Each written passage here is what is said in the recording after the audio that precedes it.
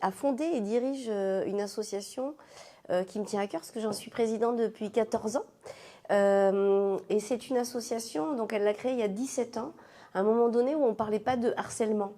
Et il y a 17 ans, elle est allée se former au Canada. Parce qu'en fait, il y a une méthodologie pour parler aux harcelés, mais aussi pour parler aux harceleurs. Parce que finalement, il y a un problème. Avoir un enfant qui commence dans la vie en étant harceleur, c'est bien aussi de porter un œil bienveillant sur lui, parce que voilà, ça veut dire qu'il y a un problème. Donc voilà, je vais laisser Sandrine parler de Plus Fort, qui est devenu bien plus fort et bien plus grand que juste traiter du harcèlement. Et c'est une association qui a beaucoup de succès, qui est reconnue par l'ARS, par l'Éducation nationale, et qui est plébiscitée par beaucoup d'enseignants. Voilà, parce que les enseignants qui sont les premiers en contact avec le harcèlement, ils ne sont pas formés pour ça. Bonsoir, donc merci de m'accueillir parmi vous. Voilà, Myriam a dit plein de choses, donc merci Myriam. Notre association existe depuis 17 ans et les thèmes qu'on aborde, c'est la prévention du harcèlement scolaire, mais de manière plus large encore, le développement des habiletés sociales et émotionnelles des enfants. Donc 17 ans, on a vu à peu près 100 000 enfants depuis notre création.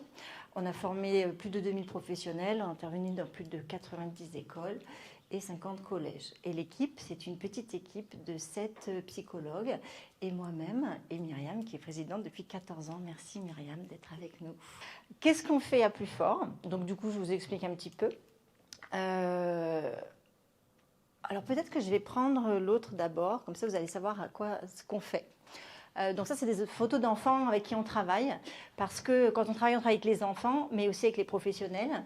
Et les thèmes qu'on aborde avec eux, c'est apprendre à vivre ensemble, donc la coopération, par exemple. Beaucoup de l'empathie aussi. Les émotions, gérer ses émotions. Toutes les émotions, on aime bien beaucoup aussi parler de la joie, parce que souvent c'est une émotion qui est un petit peu mise à part. On parle beaucoup de la colère, de la tristesse qui pose des soucis aux enfants, mais nous on aime beaucoup aussi parler de choses positives, donc de développer la joie chez les enfants et l'enthousiasme. Donc faire face bien sûr aux moqueries et au harcèlement, ça fait bien sûr partie de nos thématiques.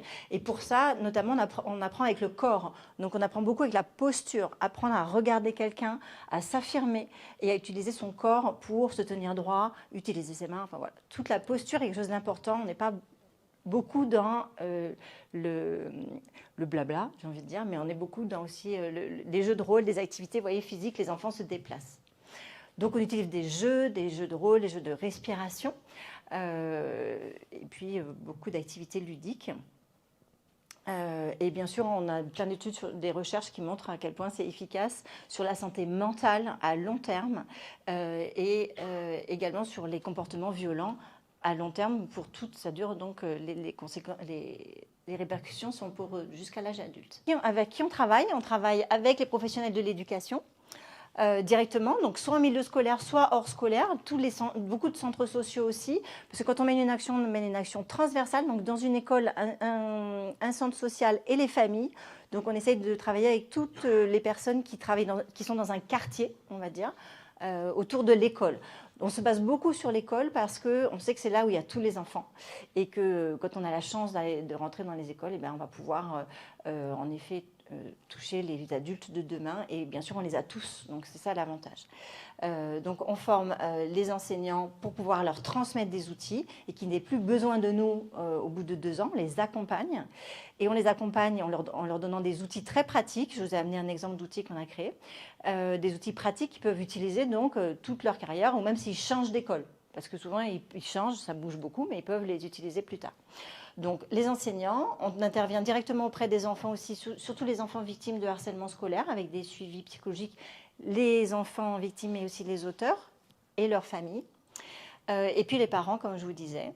Hors scolaire, on travaille des compétences psychosociales aussi, donc les compétences émotionnelles, l'empathie, la gestion des conflits, avec d'autres enfants qui sont hors milieu scolaire, par exemple en milieu pénitentiaire pour mineurs, pour garçons et pour filles, dans des foyers de placement pour enfants et dans des structures sociales.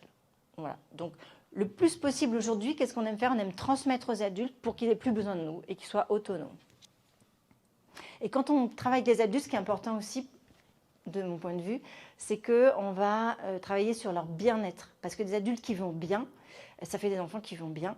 Et aujourd'hui, c'est vrai que parfois les adultes, on ne prend pas beaucoup soin d'eux au niveau de l'éducation. Donc on va être vigilant à les accompagner, à prendre soin des équipes aussi. Et travailler dans l'exemplarité parce que les enfants, ils apprennent comment? Ils apprennent en observant les adultes autour d'eux. Et donc, ils vont être des exemples dans leur communication, également dans leurs émotions, par exemple, ou dans l'empathie, et mieux ça fonctionne. Voilà, donc j'ai dit le principal, voilà les thématiques. Aujourd'hui, je vais vous montrer l'outil qu'on a créé.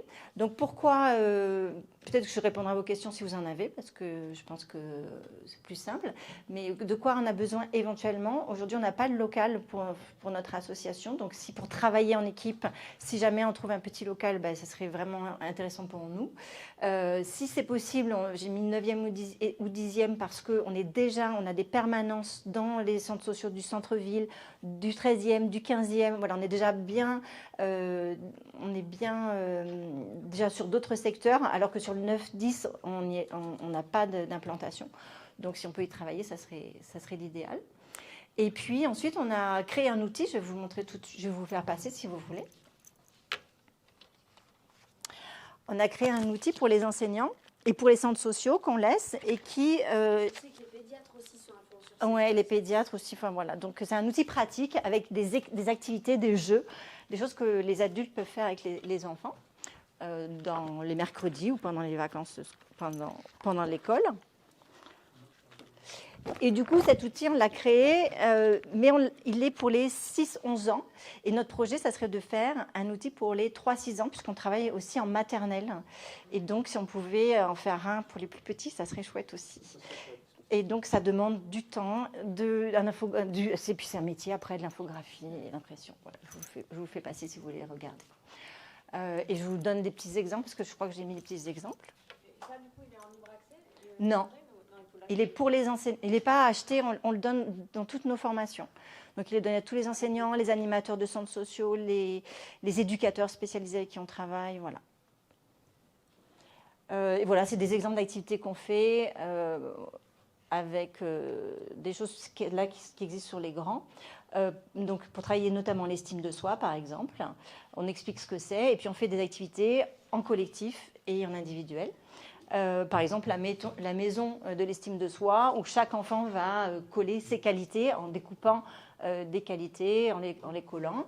Et ensuite, c'est les camarades qui vont rajouter ces qualités. Et donc, on a les deux axes de l'estime de soi qui sont importants de notre point de vue. C'est qu'est-ce que je pense de moi, quelles sont mes qualités, et qu'est-ce que les autres pensent de moi aussi, puisque c'est les deux côtés de la pièce de l'estime de soi. C'est important qu'ils comprennent ça. Voilà des petits exemples. Gestion des conflits avec le message clair. Le message clair, c'est la communication non violente qui est simplifiée pour les enfants. Voilà, ça c'est des petits exemples. Voilà, c'est pas bien.